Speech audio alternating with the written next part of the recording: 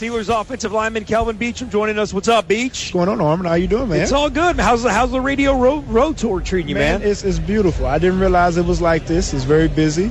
But I've enjoyed myself. Just trying to stay low-key. I don't want an entourage around me. Yeah. Nobody knows me. I'm walking around like I'm corporate or something with the suit on, so nobody knows who I am. Has anybody come up to you and asked you for your autograph yet?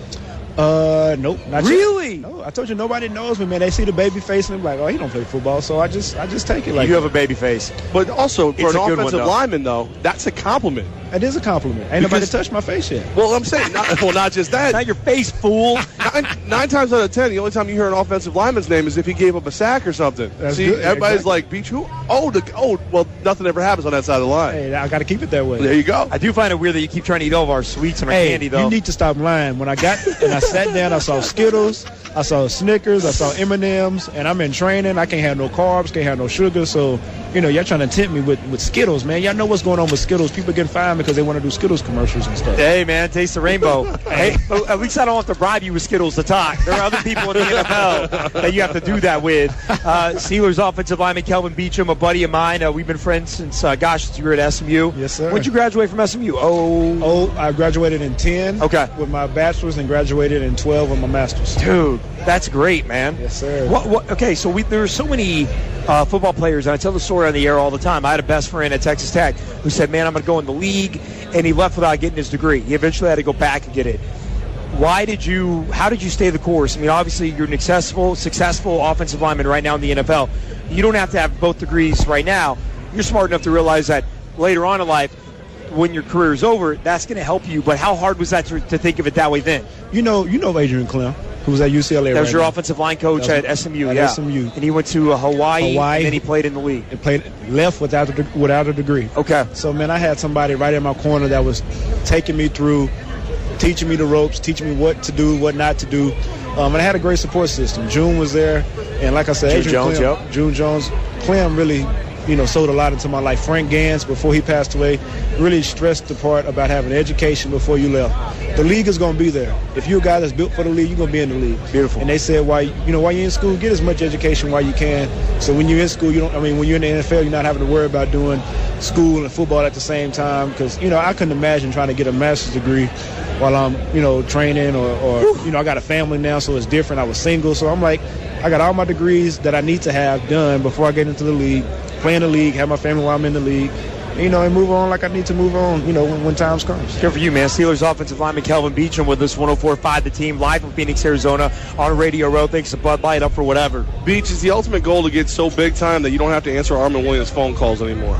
No, I want Armen's phone calls. I wouldn't mind being on the show more often during the season. I didn't know that, you had such a Steelers following, so, I wouldn't mind being on the show more often. But Armen is too big time for me. The thing is I didn't know Armen had went to Albany until we played the Jets the time I started. Yeah, when I started my first game, I started as a left tackle. I started in New York. Armen hit me up saying, "Hey, you getting your first start? I'm on this show down in Albany. Would love to bring you on." That was the first time I heard from Armen since he had left SMU. So he's the big time guy. We want to know the funny part too? He goes, well, I know Kelvin Beachum. Do you think we should have him on? I was like, yes, we should. He's playing in the game. So he's so big time. He was like, I don't know if he's good enough. I don't. What? Oh, you going to do me like that? I'm not sure it went exactly like that. I don't know if that was the exact line that I said. Kelvin Beachum, Steelers offensive lineman. Although I will say, man, when you guys got eliminated out of the postseason, I wanted to have you on the next day, but I thought I'd give you a little time. Man, anytime you want to call me to have me on, bring me on. I would love to come on. I'm telling you, you got my number. I'm not one of those guys that got a private I feel like number. I drive you nuts already. We had you on about 4 times this season. Hey, it does not matter. All right. It does not matter. You know my phone is always open. Okay. Anytime you want to, you got my number. You know my number. It ain't too many people that I've been having the same number since 7th grade. It ain't too many people that have my number. Okay. It ain't changing. It ain't going nowhere. So anytime you need anything, man, call me. All right, perfect. So then I can ask you hard questions when we have you on. Hey, I'm built for the pressure, man. It's all pressure, man. This is something you put on yourself. Should players have to talk? Should Marshawn Lynch have to talk? See, that's not a question that you got to prep that before you just No. You just said bring me on anytime. Give me the hard questions. I'm ready, baby. Going for it. The thing is, I think as a player, he has the right to do what he wants to do. Okay. He can make his own decisions. He's coming to the media and making himself available. He's talking.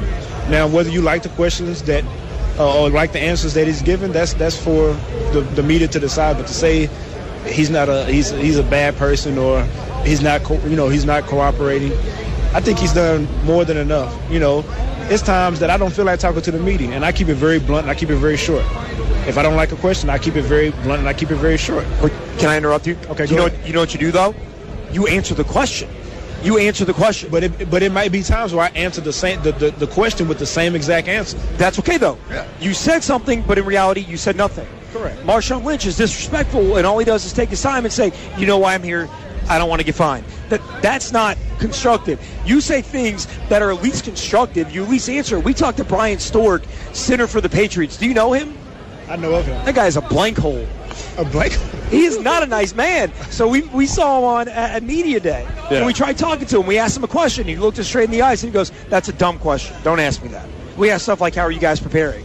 And he was like, "Next question. I don't want to talk to you." Well, yeah, we asked him some stuff, and he goes, well, "I'm just busy preparing." Oh, okay. How are you preparing? I'm not going to tell you that. Oh, okay. Well, are you going to tell us anything? No. But you know what? He talked to us more than Marshawn Lynch talks to the media. Like I said, man, he's a grown man. Hey, you asked for this, man. You said bring it. I don't mind it. But, Okay, but like I said, you got to respect the answer, though. But like I said, as a player, I don't think he's doing anything wrong. Okay. The league has a lot of stuff going on. There's a lot of back and forth things that are going on with the league and how things are portrayed.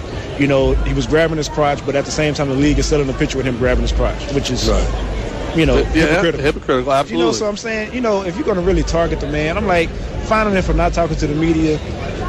If he has a good game, if he has a bad game, if he feels like talking, he feels like talking. If he doesn't, he doesn't. Steelers offensive lineman Kelvin Beachum with us, and I try not to bring it up. We've got 8 minutes. Oh, see, I was going to ask him a football question first.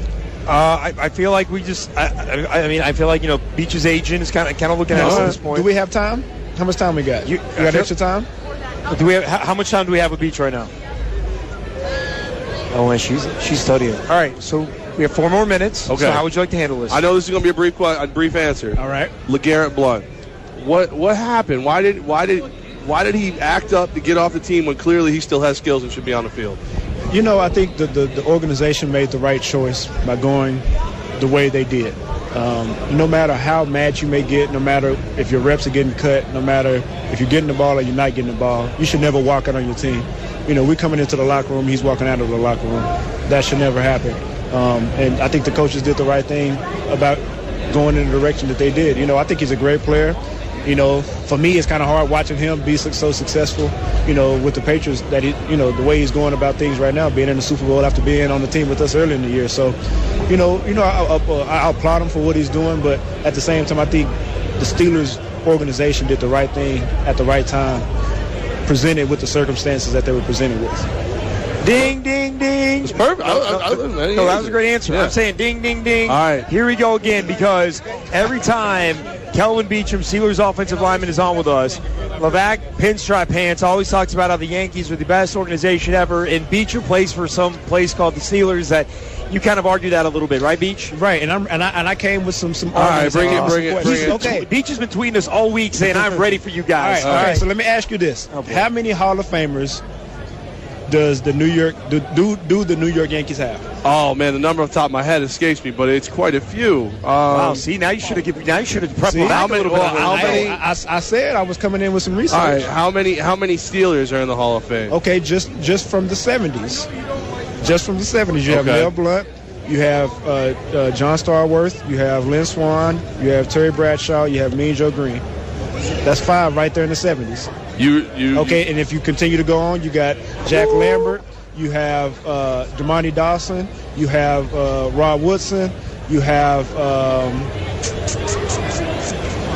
the cornerback that just got put in maybe 2 years ago. I believe you. It's okay. Dick LeBeau. We're not. Yeah. So my question is, how many Hall of Famers do the Yankees have? And I'm gonna answer you that. I can't list them all because the show's not long enough. That's why. Like when you can remember them all, that's when you know that you're a good team, not a great team. Okay. I'll just do this for you. This is how many the Yankees have. Let me just scroll through this screen. Oh, wow. All right, now, Beach. But remember, the Yankees have been around longer. I'll give you that. You brought this up for a reason, right? I did. You did your research. So why would you bring this up? Because, you know, when you think of Hall of Famers, you think of greatness, but you think of greatness in all aspects of your organization. All aspects. I don't know if you see where I'm going. Okay. I don't think under the past 40 years we've ever had a player that has tested positive for anything that is enhancing his play at all. And from an organization that's so classy as this so-called organization that you call, and I'm not badging them at all, but you talk about the Yankees, and you know you have a person named Alex Rodriguez who's going through some problems right now. We've tried to get rid of him. Hey, no, but he's on the team, and he's a part of the organization. I'm saying that in the facet of having a complete organization from top to bottom for many years, we've never had something to that extent. Well, that was just a bad business decision. No, we're talking about organizations. We're talking about organizations. We said we're comparing organization to organization. Okay. So the Steelers have never had a bad business decision. I'm not saying that we've had. There's a member of the Steelers that he has made some very questionable decisions. Probably should stay out of bathrooms. Definitely should stay out of bars. No blow. Hey, I'm just saying. If you want to go there, I'll go there. You're going to go after his quarterback? I know. He protects that guy every day. I know that this is the only way anybody's going to get a hit on the guy because with Beach up there in the stands, it ain't going to happen. Hey, I'm just saying. Hey, the thing is, at the end of the day, you got two great organizations. Absolutely. You guys are the pinnacle of football right now. The 6 titles, 6 Berg, amazing. But we have to get more because the thing is we need to solidify that we are truly the best in the National Football League.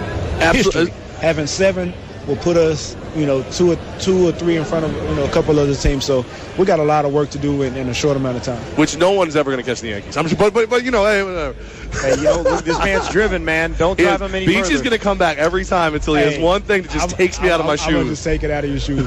Beach, I love you, man. Good to see you. Kelvin Beachum. Hey, Twitter, Instagram, website, what do you got for us? Kelvin Beachum Jr. on Twitter. Kelvin Beachum Jr. 0768 on Instagram. Kelvin Beachum on the fan page. And then if you have any kids down in that Texas area, I'm having another camp this year. A lot of guys, NFL guys came to it last year. Emmanuel Sanders, Pro Bowler. Zeke Hood from the Jags. Sterling Moore trying to get Cole Beasley from the Cowboys to come down this year. A lot of guys that I played with in college to come down and help me. So if you have any kids down in that Texas area, or if you want to fly in, you can fly into the camp as well. There you go, man. Smart, high-class individual, definitely somebody you want teaching your kids how to play the game and get their education. That's right. Kelvin Beachum, we love you, man. We'll have you on more often, okay? No problem.